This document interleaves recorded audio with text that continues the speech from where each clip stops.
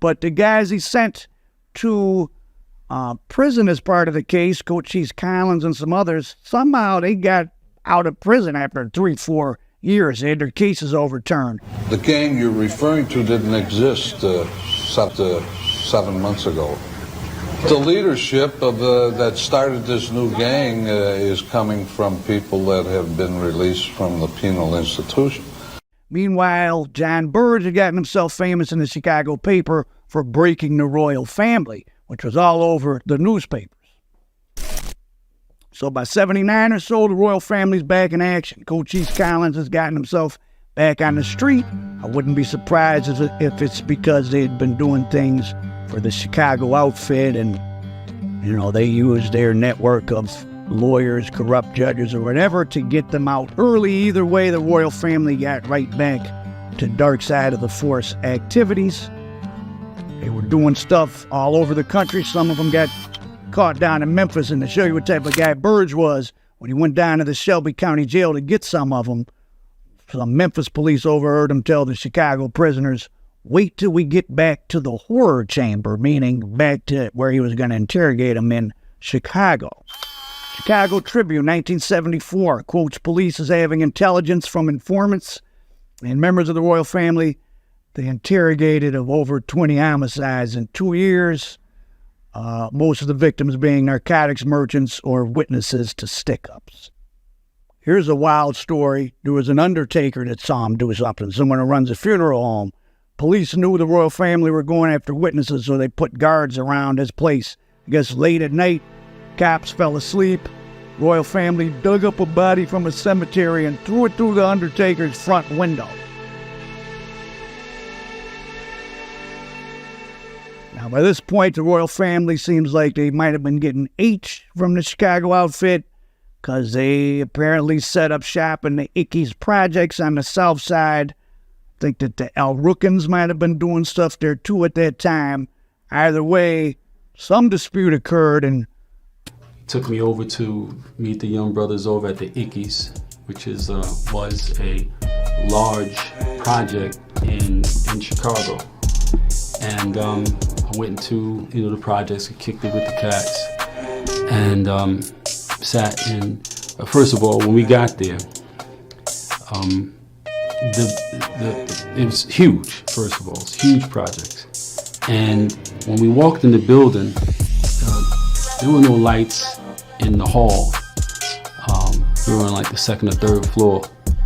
We walked in, and we walked up to the door, and in front of the door was one of those collapsing metal gates that you find back in the days used to be in front of stores.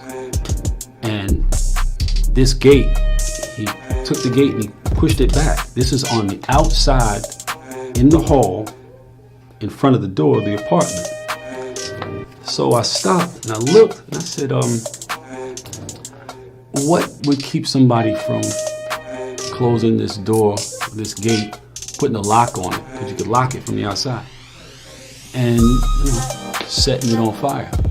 And he said, oh, they already did that. Now the hall doesn't have any lights. So when he opened the door and the light from inside the apartment came out, I looked up and I could see. And the door had been burnt.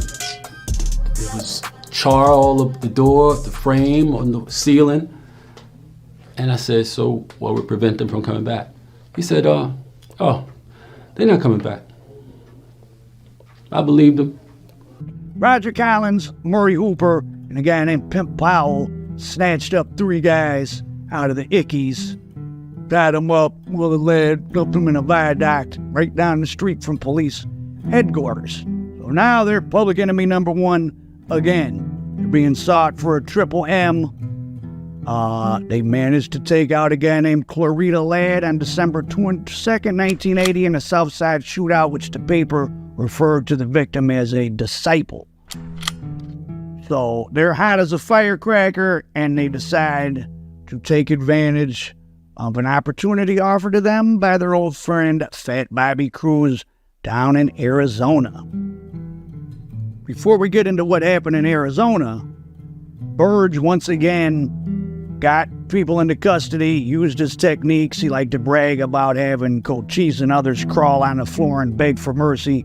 And they ended up getting put on death row in Illinois while this case in Arizona that they had went and done while they were wanted played out. So this is Robert Cruz, a.k.a. Fat Bobby, a.k.a. the Fat Man. As you can see from his prison mugshot, he too ended up in the Arizona prison. He was on death row for the murder of Pat Redmond and his mother-in-law, Helen Phelps. Cruz's cousin was the infamous half-Italian, half-Mexican Harry the Hook Alleman. Chicago outfit hitman suspected of 13 homicides between 71 and 76 when he helped bring most independent bookmakers under the Chicago Mafia's thumb via get down or get laid down methods. In the late 70s, Cruz had been sent down to the newly growing city of Phoenix, Arizona, to set up an outlet to fence stolen goods and jewelry from Chicago robberies and to find ways to help launder the massive skim from the Las Vegas casinos made familiar by the Scorsese De Niro film Casino, overseen by Chicago outfit Tony the Ant Spilotro, a.k.a. Nicky Santoro. Harry, the hitman Alleman, was considered by police to be one of the mob's coldest killers. The year was 1977, and Alleman had been charged with the murder of a teamster.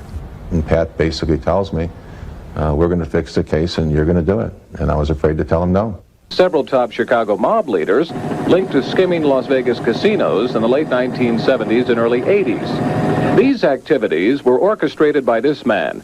However, federal investigations now reveal that Anthony Spilotro was profiting himself from the ill-gotten casino money instead of sending it back to Chicago. And now, from Arizona's largest and most respected broadcast news team. Knowing they were wanted for the Triple M in Chicago, Murray Hooper, William Bracey, and Cochise go out west and link with the white former Phoenix cop named Edward Alonzo McCall, presumably hooked up with them by Bobby Cruz.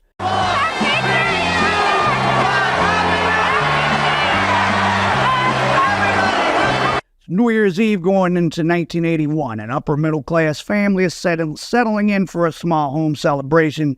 Pat Redmond, his wife, and his wife's mother, they hear a knock on the door. A white face.